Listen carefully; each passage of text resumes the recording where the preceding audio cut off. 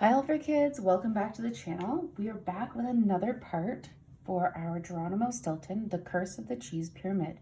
We are on book number 2. We are excited to see where Geronimo gets to next. All right, boys and girls, remember that if you like and subscribe, I can bring you more and more books just like this. So don't forget to give it a like and a subscribe.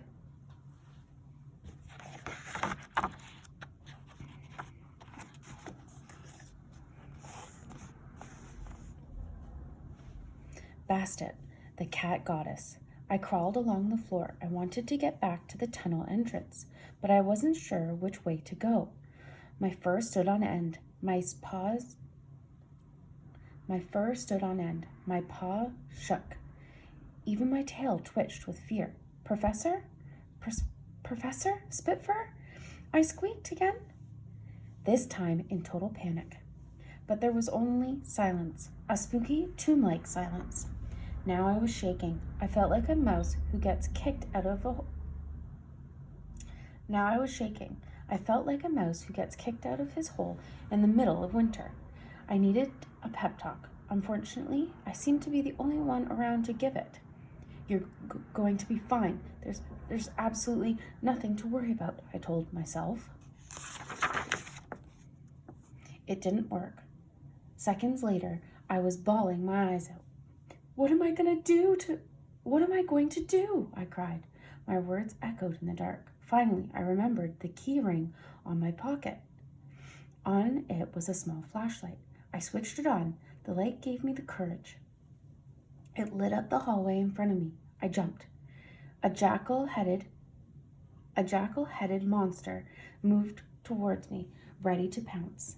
Slimy Swiss balls, I shrieked in terror. But then I bent to get a better look. It wasn't a real monster. It was a painting. I recognized a drawing of the jackal head Anubis. On his right stood Osiris.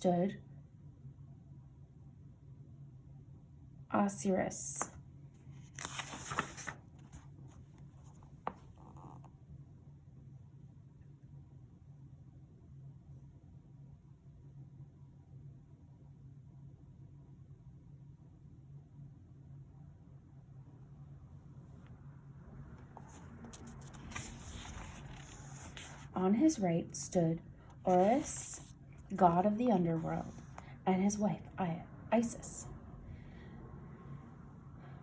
There was also a drawing of their son, Horus, god of the sky and of light, whose head is that of a falcon.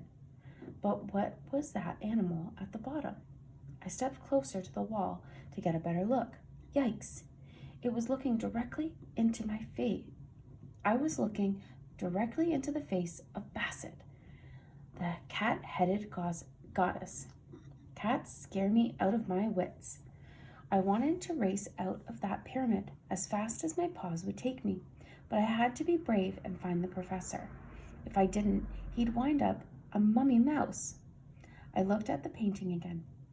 There were many more pictures of pharaohs and priests, soldiers and scribes, farmers and artisans, and they were all more than 5,000 years old. It was truly amazing. Of course, I would have enjoyed the artwork much more if my tail hadn't been trembling with terror. How would I ever get out of this tomb?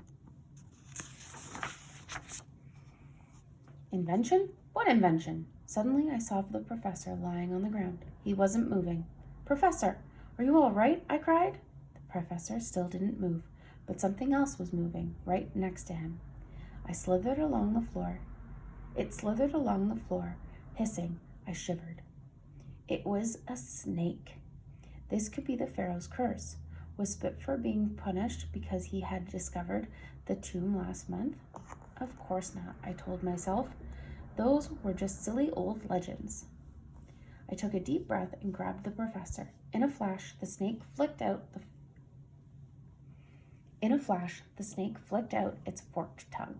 Poisonous cheese puffs. It was getting ready to strike.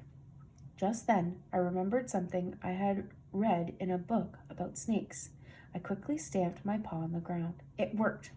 The snake was frightened by the vibrations, and it took off. My cousin Trap always makes fun of me for being a brainy mouse. But as you can see, it pays to be well read. With a groan, I dragged the professor all the way back to the entrance of the tunnel. I felt like I was pulling a 10-pound block of cheddar. He was one heavy rat. At last, my snout peeped out of the pyramid. A few minutes later, Professor Spitfire opened his eyes. "Professor, how do you feel?" I cried. The professor rubbed his snout. "I'm fine, just fine," he mumbled. "But who are you?" I blinked. Don't you recognize me, Professor?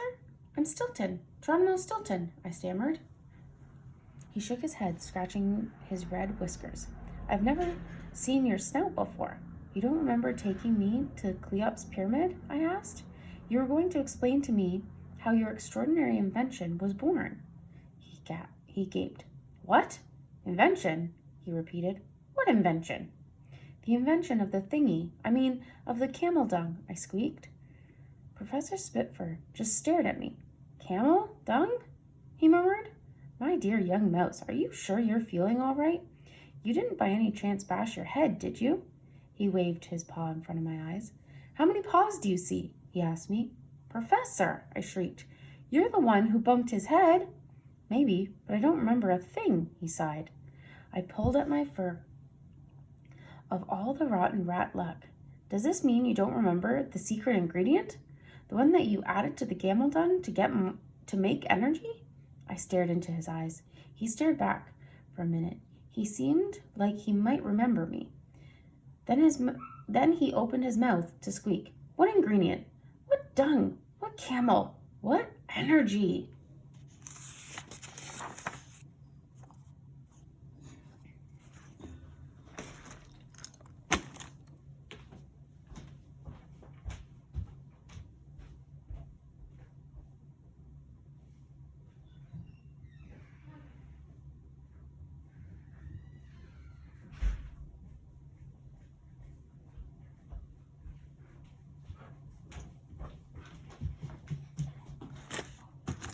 A floating piece of dynamite. It had been a terrible day. I had come to Egypt to get a scoop, but I was going home empty-pawed. I looked at my watch. Holy cheese, it was already 5 o'clock in the morning. The sun was rising on the horizon. What an amazing sight. Now I understood why the Egyptians worshipped the sun. They gave it several names: Ra, Antum, Ammon. They even built obelisks to honor the sun. I took several pictures. Then I packed my things. It was time to head back to New Mouse City. I said goodbye to the professor, who unfortunately could not remember anything about his invention. Oh well, it wasn't every day a mouse got to see a real Egyptian pyramid, I told myself. I climbed onto my camel and galloped to the airport.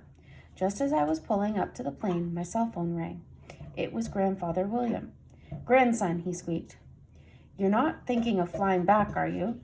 You're bleeding me dry. Have you forgotten my little lesson in saving money already? You'll come back by boat." I groaned. I wasn't really in the mood for a long boat ride. My grandfather had his mind made up. "Go to the harbor," he barked. "I've already booked your return ticket." I galloped all the way to the harbor, where I discovered that Grandfather had bought me a ticket on a cargo ship. It was called the Dynamiter. I climbed on board. For some reason, I had a funny feeling about this ship. I soon found out why. It was packed with deadly explosives. One wrong move, and we'd be fried mice. It was a horrible journey. No luxury cruise for this mouse, that's for sure. I was stuck on a rickety old ship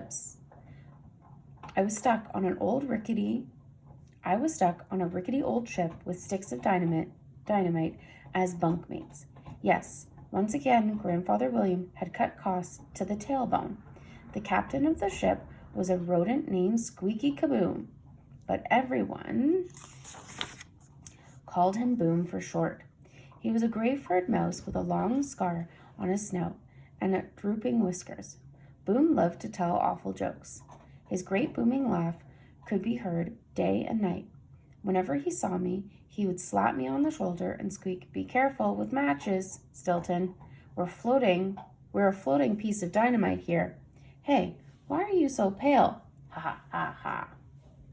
I could hardly believe I was stuck on this rat trap of a ship for 1 whole month. Why, oh why, had I wanted to go to Egypt? It was bad enough that I never got the story from Professor Spitfire, but now, on top of it, I was seasick.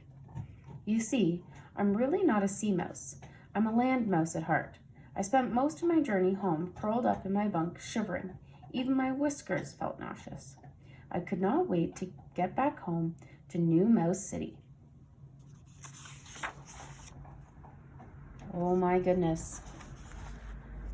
Oh my goodness, friends. So Grandfather William sent Geronimo on a 1-month boat ride home. Well, I wonder what's going to happen when he gets back to the office and he tells his grandfather what happened. Come back for the next one. Enjoy. I hope you're all safe and healthy, guys. Bye.